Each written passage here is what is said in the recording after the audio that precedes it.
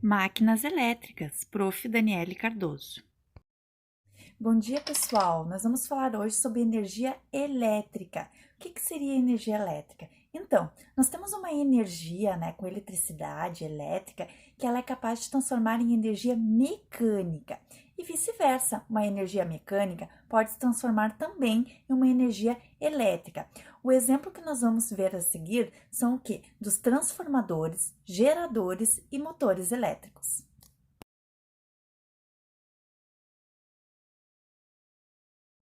Nós temos uma divisão dentro das máquinas elétricas. Os motores e geradores, eles são chamados de máquinas elétricas rotativas, pois eles se movimentam, geralmente apresentando uma parte gigante.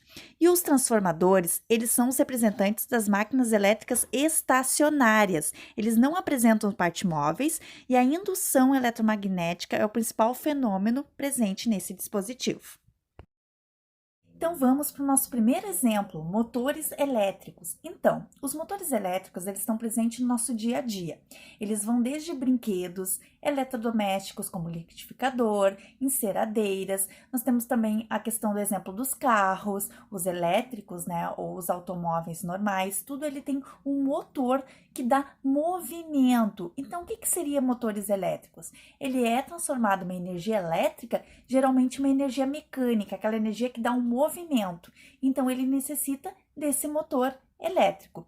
Eu vou apresentar a seguir o exemplo das partes que faz mover esse motor elétrico. Então, aqui nós temos um exemplo de constituição dos componentes no motor elétrico. Os principais ali que dão um movimento é o rotor ou induzido, tá? Que é uma parte móvel do motor, constituída pelo eixo rotor e bobinas por onde passa uma corrente elétrica. E temos também o estator, que é a parte fixa, tem ímãs permanentes ou bobinas. Então, nesse estator que tem o campo magnético contínuo. Então, ali, um encaixado no outro rotor no estator, aonde vai passar a corrente, que se dá o funcionamento desse motor elétrico.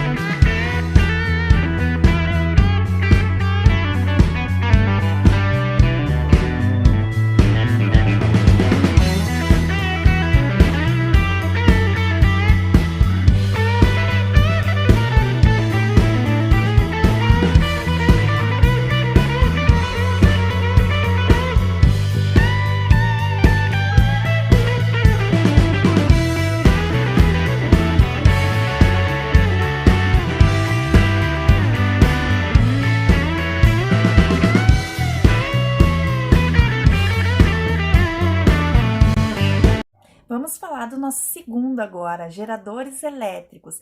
Apesar deles terem em comum com motores elétricos ter energia rotativa, tem algo que os difere nos dois. Por exemplo, anteriormente era diferente a questão da transformação de energia.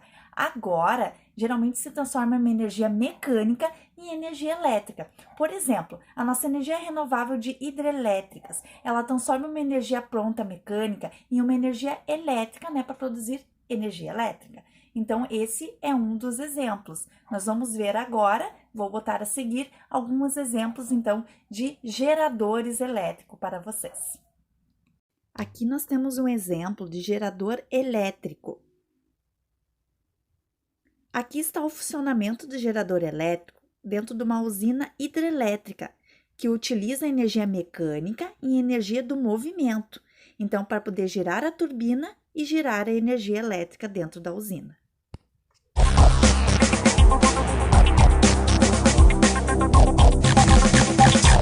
As usinas hidrelétricas produzem eletricidade através da força das águas.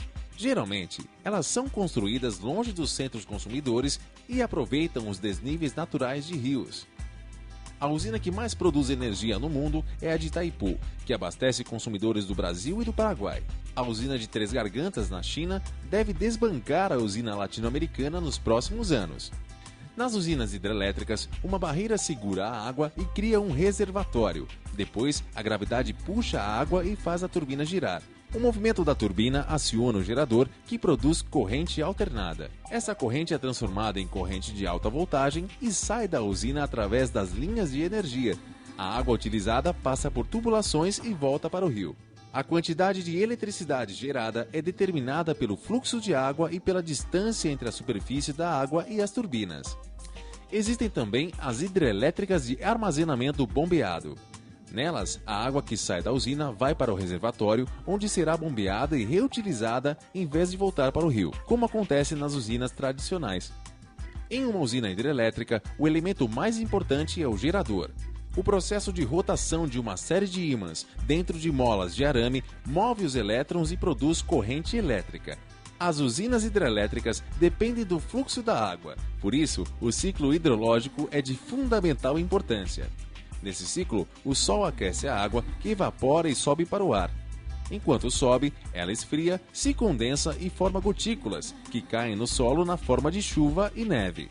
Um pouco da chuva é absorvida pelo solo, enquanto a outra parte volta para os rios e oceanos. Como qualquer ação humana, a construção das usinas hidrelétricas causa impactos ambientais, alterando o ecossistema e clima do local, por exemplo.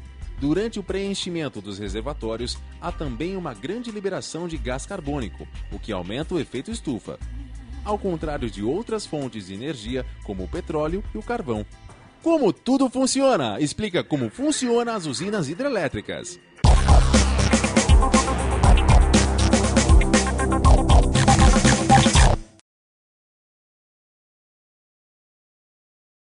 Vamos falar do nosso último item, transformadores. Diferente dos dois anteriores, agora temos uma energia estacionária, pois ela não apresenta partes móveis. Então, os transformadores são aqueles que nós vemos nos postes, tá? Ligados para interligar um bairro todo, por exemplo, na luz. O que acontece? Por que transformadores? Os transformadores eles são super necessários para diminuir a tensão que chega da eletricidade nos circuitos, no circuito elétrico. Então, para passar a corrente e ela chegar às casas com menor intensidade por segurança, existem esses transformadores que limitam essa alta tensão, esse circuito elétrico. Então, para chegar nas residências, precisa passar por eles para diminuir essa tensão, essa alta tensão elétrica. Tá bom, pessoal? Vou botar agora para vocês alguma imagem explicativa sobre transformador elétrico. Aqui nós temos exemplo de um transformador elétrico. O que seria? Seria um dispositivo formado por duas bobinas, como estamos vendo aí, uma primária e outra secundária, que são ligadas por um núcleo de ferro, conhecido como um núcleo transformador, então, transformador de energia. A bobina primária, ou enrolamento primário, pode se chamar assim, é onde ligamos a fonte de energia que queremos transformar, tá? Seria para aumentar ou diminuir essa tensão elétrica. E na bobina secundária, como temos aí, ou enrolamento secundário, temos a tensão desejada.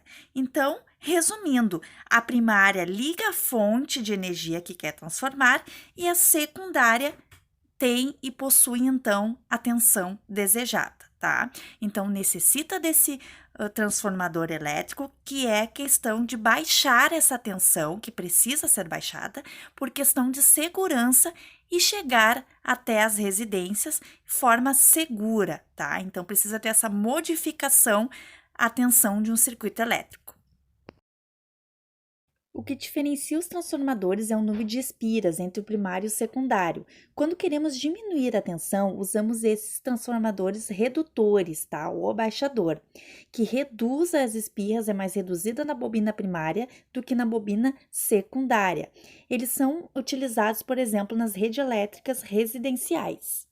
Já nesse outro exemplo, é quando queremos aumentar a tensão elétrica, então é conhecido como elevadores de tensão.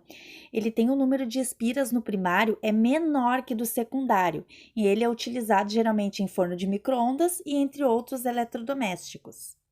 Chegamos ao final da nossa aula. Segue agora as atividades para fazer e o tema de casa. Um abraço! Atividades do livro, páginas 62 e 67, exercício 13 e 14. Caderno de atividades, página 15, exercício 7. Tema para a próxima aula: caça-palavras de máquina simples e interação entre os corpos.